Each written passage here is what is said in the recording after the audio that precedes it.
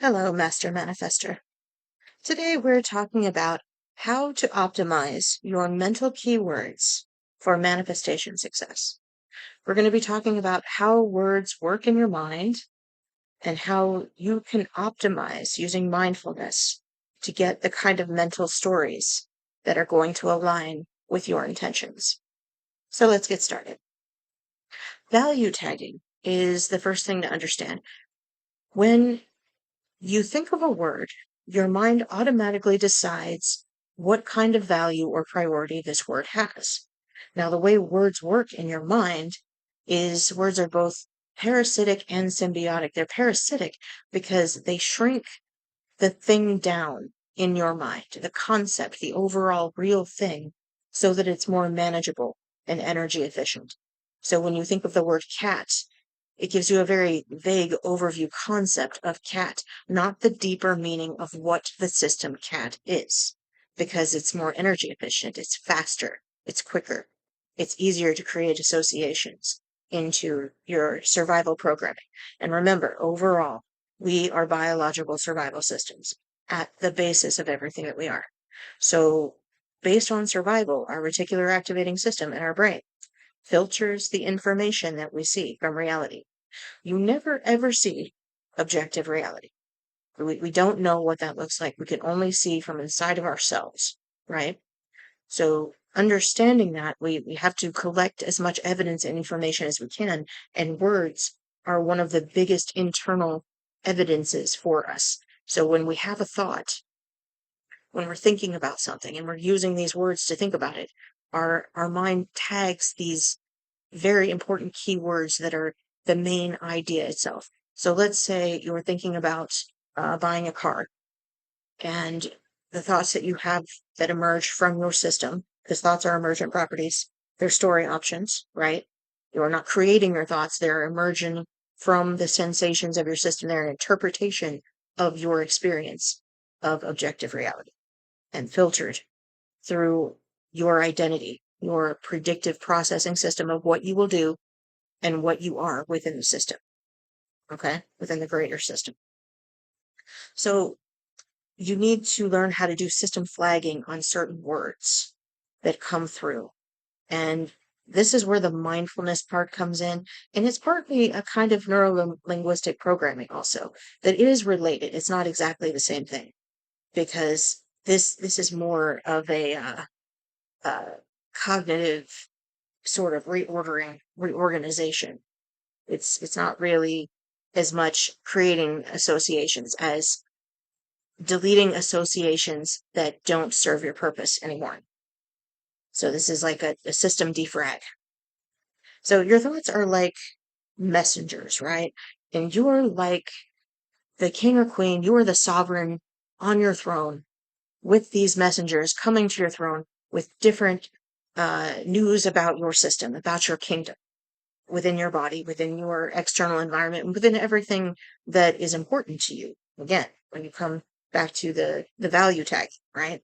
Anything that is important to you. And what you accept as true. Say the thoughts come as soon as you think of having a car.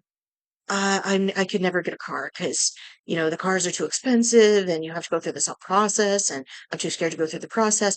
And when that messenger shows up, that messenger is from your body feeling unsafe and your nervous system feeling triggered by the idea of you creating change in your system. Your system wants to maintain change. Back to remembering you are a biological survival system. Homeostasis. Your system wants to know what is coming next, know what to expect in order to keep you alive. Okay?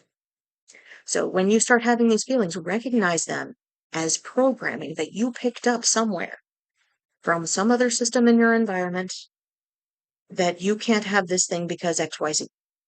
And having something new, the idea of it triggered your nervous system to say, oh, no, no, no, no, no, wait a minute.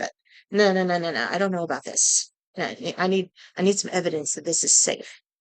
So when you notice those thoughts, do not fight against them. This is how you optimize the keywords here. Okay, because if you start trying to think, okay, no, I can have a car. No, let the thoughts be there, because you're just going to reinforce car, lack of safety.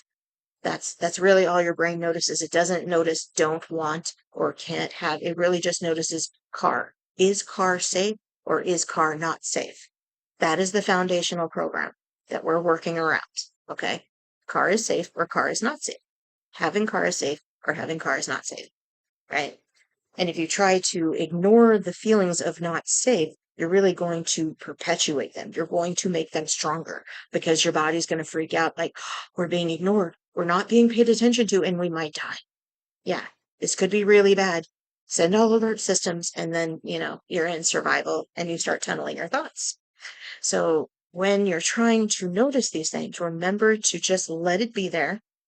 Just be like, okay, yeah, not feeling safe in cars there. That's an old program. It's okay. I don't need to go into the details of why it is. If you want to, you can, but you don't have to. It saves energy and it streamlines the process. You just recognize that feeling have car has an element of feeling not safe. That's okay that it's there. And then start looking for evidence, words that say car is safe. Having car is safe, right? Having whatever kind of car I want is safe. It is safe to show this in my identity. It is safe to have this in my environment. All of the evidence that you can find in your environment that car is safe. So maybe your car has safety features. Maybe it has backup assistance. Maybe you're not going to drive in certain areas. Whatever evidence you can think of that says having car is safe.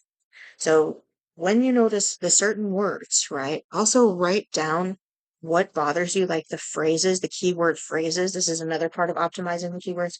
Write down the keyword phrases, like, I feel like I can't have a car because they're too expensive, right? Too expensive is a keyword phrase. Write it down and cross it out.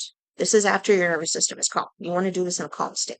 You don't want to do this while you're activating because the activation, remember, reinforces the fear and the can't have and the scarcity, right? The shrinking feeling in your body. So when you write down too expensive, just scribble it out. Just be like really deliberate. It's not too expensive because you will find a way. Like your manifestation will just find a way for it not to be too expensive. I've seen this so many times. Whatever the thing is, it makes sense in hindsight because we're interpreting after the fact. That's how reality works. It's really funny like that. And with these words that you have, these are preset associations. They're in a sort of pre-conscious state, like almost unconscious, but they're like right at the edge of your notice. And if your filter decides they're not important, they just get pushed aside. And the mindfulness and the reality checking and the perfecting the pause as much as you can will help you catch those pre-conscious associations before they can blip out of your reality. Right? It's like little shadow Pokemon or something, They're just like you suddenly notice that they're there. You gotta like grab them before they disappear and go, oh, no, no, no, it's not important. No, it is important if it is related to your manifestation. Don't make everything. Okay. So once you have deleted the old keyword, then you're going to go and create maybe 1 to 3 new keyword phrases to describe the experience you want to have, to describe the experience and feeling safe within it. So maybe financing will find a way, an affordable way for me to have what I want. There's let's see. There's always affordable financing. That's a good keyword phrase. Or how about there are so many financing options, right? So you see how you want to focus in on the basis of the thing itself and not add too much around it because the words start to get superfluous and filter and sort of diluted, not filter, diluted. So it's important not to actively ignore those things and these particular labels and concepts, but don't hold every single thing as important. Whatever you emotionally charge is what your system's going to remember. Whatever activates your nervous system and starts making you feel the tingly states and tightness in your chest and shortness of breath and whatever emotional, physical state you're experiencing that your mind starts using thoughts to interpret, right? So the more you can be in a neutral state about the things you don't want, the more they just sort of dissipate and the mind stops paying attention to them and starts paying attention to the things you reinforce.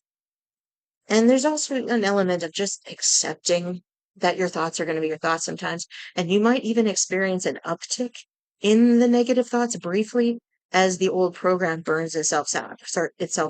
But just stay in that neutral state. No matter how much you see it, just be like, no, send that back, messenger. That's not an accepted message. No, no, okay, accept this message. Yes. Okay, give me more thoughts like this.